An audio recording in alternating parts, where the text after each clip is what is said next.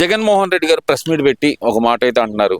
నేను press meet వేదికగా అడిగిన ప్రశ్నలకు కానీ లేదంటే కనుక ప్రెస్ మీట్ వేదికగా అడిగిన లెక్కలకు కానీ గవర్నమెంట్ అసెంబ్లీ వేదికగా సమాధానం చెప్పలేకపోతుంది ఎందుకని అనే మాట అయితే ఆయన గట్టిగా అడుగుతున్నారు కదా. మరి దాన్ని ఎలా చూడాలంటారు? నీకు ఎన్నిసార్లు చెప్పాలయ్యా, ఆయన వదిలేయమని అయోమయము.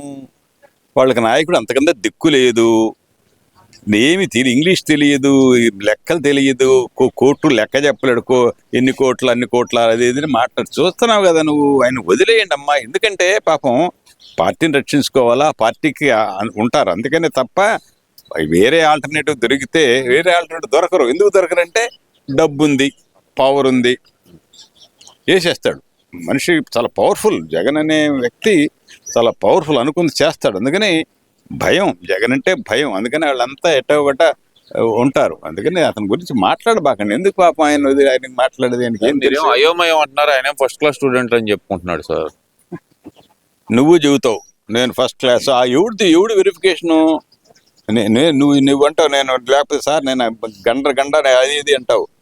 ఎవడు స్వయం చెప్పుకోవాల్సిందే కదా. ఎవరైనా బయట వాళ్ళు చెప్తే సార్ ఆ హెడ్ మాస్టరు లేకపోతే ఆ స్కూల్ ప్రిన్సిపాలు లేకపోతే ఎవరో చెప్తే ఆయన అమ్మ మా పిల్లాడు చాలా మంచోడు, చాలా బుద్ధిమంతుడు, ఇప్పుడు ఈడున్నాడు మన ఎవరు లోకేష్ ఉన్నాడు, మా నాన్న ముఖ్యమంత్రి అని కూడా మాస్టర్ నన్ను బాధాడు కొట్టాడని చెబుతున్నాడు. ఆ మాస్టర్ చెబుతున్నాడు కొంచెం ఇది అట్లాంటివి ఏదైనా చెప్పుకుంటే కానీ నన్ను అడిగామనుకో నేను చెడ్డోడని చెప్పుకుంటానా? ఎవడు చెప్పుకుంటాడు అట్లా? అందుకని ఎవడు వాడు స్వయం బయటోడు నిన్ను గురించి నీ మంచి కానీ చెడు కానీ చెప్పాలంటే బయట వాళ్ళు చెప్పాలి కానీ స్వయంగా నేను ఫస్ట్ క్లాస్ స్టూడెంట్ని, మెరిట్ ఇంగ్లీష్లో బ్యాబే మ్యామే అడిగితే ఇంగ్లీష్ అడిగితే బ్యాబే మ్యామే, మెరిట్ స్టూడెంట్ బ్యాబే మ్యామే అంటాడా? వీడు జగన్ కళ్యాణ్ అన్నాడు, పవన్ కళ్యాణ్ అంటున్నాడు, అనగనగలంగా మాట్లాడుతున్నాడు, పట్ట మాట్లాడుతున్నాడు, నేషనల్ కూడా మాట్లాడుతున్నాడు. అంతకుముందు పప్పు అన్న, అంతకుముందు బ్యాబే అనేవాడు, తర్ఫీదు పొందాడు. అది కూడా జగన్ అనేవాడు కూడా నాయకత్వం కావాలంటే తర్ఫీదు తీసుకోవాలా. ఇప్పుడు జగన్ ఎవడు తలవంచిన వీరుడయ్యా, ఎవరి దగ్గరికి పోవడు. అసలు తెలివి కలవాడు అంటే ఎవడన్నా కొంచెం ఎక్స్పర్ట్స్ని పెట్టుకొని మంచి మేధావులు పెట్టుకొని నేర్చుకోవాలా, రాజనీతి నేర్చుకోవాలి. ఎట్లా మాట్లాడాలా, ఏ విధంగా మాట్లాడాలా, ఏం మాట్లాడనేది ముందు ట్రైనింగ్ అయ్యి వచ్చి మాట్లాడాల.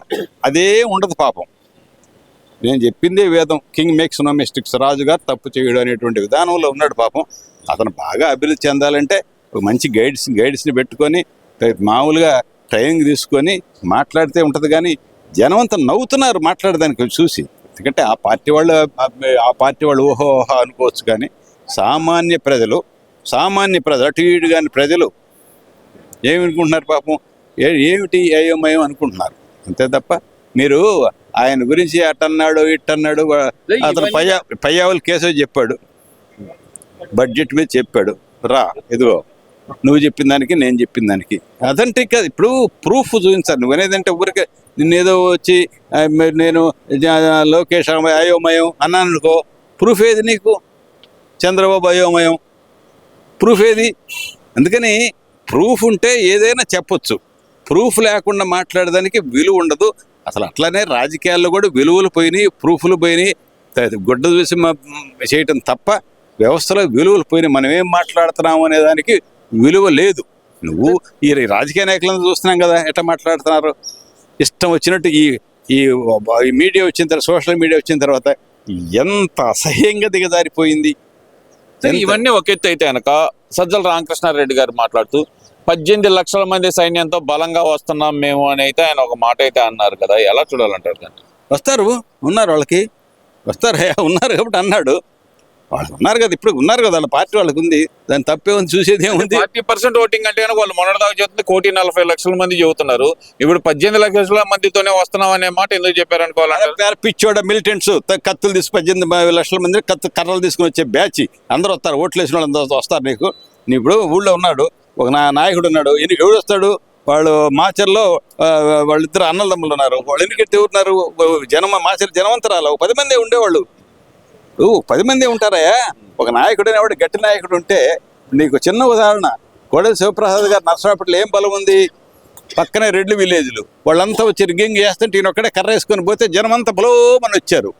ఇప్పుడు అది సిచ్యువేషన్కి నీ సిచ్యువేషన్కి తగ్గట్టుగా రైజ్ అయితే రాజకీయ నాయకుడు. ఆ దెబ్బతో శివప్రసాద్ ఎదురులేని నాయకుడు అయిపోయాడు. అందుకని జనం ఎట్ట తయారయ్యంటే ఒక బలమైన నాయకుడు ఉంటే ఇరికిడితే, ఇప్పుడు నువ్వు కర్ర తీసుకున్నావా, నేను ఇరికిడితే వస్తారు 10 మంది, నువ్వు పరారైపోతే నేను ఇరికిడితే ఉంటాడు. వాళ్ళు సిద్ధమవుతున్నారు. సావో రేవో, వైకాపా వాళ్ళకి సావో రేవో. వాళ్ళు ఏ రకమైన అన్ని రకాల విద్యలు ఉపయోగిస్తారు, అన్ని రకాలైనటువంటి పద్ధతులు వినియోగిస్తారు. అసలు ఇప్పుడు పాలిటిక్స్ అనేది లాస్ట్ డిస్ట్రాప్ట్ కౌంటర్ అని ఎప్పుడో చెప్పాడే మహానుభావుడు. రాజకీయ నాయకుడు అనేవాడు దేనికైనా సిద్ధపడతాడు. పెళ్ళం లేదు, కొడుకు లేదు, ఏది లేదు, వాడికి ఏదో పదవి కావాలి అంతే. అందుకని నువ్వు వీటన్నింటి గురించి వాళ్ళు వస్తారు, వీళ్ళు వస్తారు, ఇది శోష, నువ్వు ఒక శోష, నేను ఒక శోష. అయితే మేము 1100 మంది లాగా ప్రభుత్వాన్ని భయపెట్టామని చెప్పి ప్రభుత్వమే ఒప్పుకుంది కదా, దానికి మా వాళ్ళని అప్రిషియేట్ చేస్తున్నాను నేను అని చెప్పి జగన్మోహన్ రెడ్డి గారు చెప్తున్నారు కదా, మరి దాన్ని ఎలా చూడాలంటే? ప్రభుత్వం భయపడుతుంది, వాళ్ళన్నీ అరాచకాలు చేస్తుంటే ప్రభుత్వం భయపడుతుంది. బ్రహ్మాండంగా వచ్చి జనాలు వేసుకొని ఇప్పుడు గ్రేట్ చంద్రబాబుని, పవన్ కళ్యాణ్ని అరెస్ట్ చేస్తే దిక్కుముక్కు లేదే. నువ్వు వీళ్ళు బ్రహ్మాండంగా జనం వేసిపోతే ఏం చేయగలుగుతున్నావు నువ్వు చెప్పు? అది బలహీనత అనుకుంటారు వాళ్ళు. వీళ్ళు ఏమనుకుంటున్నారు, ఇది ఒక స్ట్రాటజీ వీళ్ళు ఏమన్నారు, ఇది ఒక స్ట్రాటజీ అంటున్నారు. వాళ్ళేమో వాళ్ళ బలహీనత అంటారు. ఎవడేమో చెబుతాడు, ఏ స్ట్రాటజీ, ఎవడు బలహీనత ఎప్పుడు తెలుస్తుంది? రేపు ఎలక్షన్ నాటికి తెలుస్తుంది. ఎలక్షన్లో రేపు ఎవడు పై చేయి ఉంటుందో తెలుస్తుంది, అంతే తప్ప ఇప్పటిదాకా ఇవన్నీ కూడా రాజకీయ ఎత్తులు, పై ఎత్తులు. నిన్న ఎవడు ఆ స్కూల్లో ఏదో చెప్తున్నాడు, ఒకడు హెడ్ మాస్టర్ అంట, పిల్లల చేత అన్నం అంతా పడేసేసి వాడు హెడ్ మాస్టరు, వాడు వైకాపా వాడు.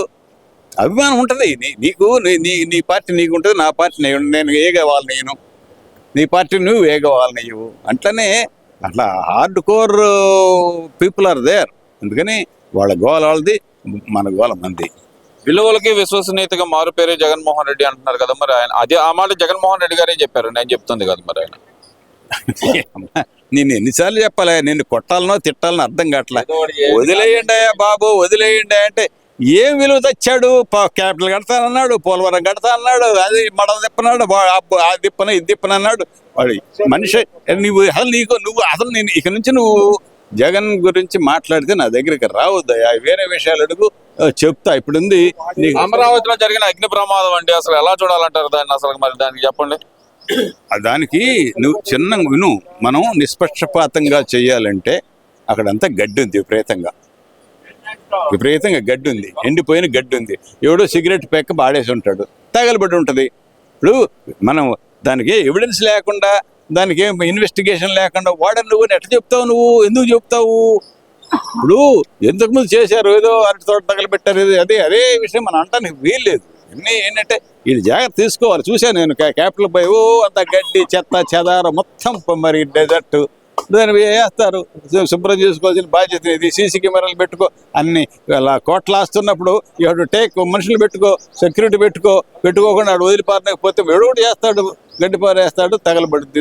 దాని ఎవడు వాడు తగలబెట్టాడు, వీడు తగలబెట్టారు. రేపు ఎవడో ఒక నామకు నీ బోర్డు, నా బోర్డు, గవర్నమెంట్ ఎంట పడిన నీ బోర్డు అగనమ్మకం తీసుకొని చేయడం చూపిస్తారు. ఎన్ని రాజకీయ ఎత్తులు, పై ఎత్తులు అంతే తప్ప నిష్పక్షపాతం, నిజాయితీ అనేటువంటి వ్యవస్థ ప్రస్తుతం లేదయ్యా.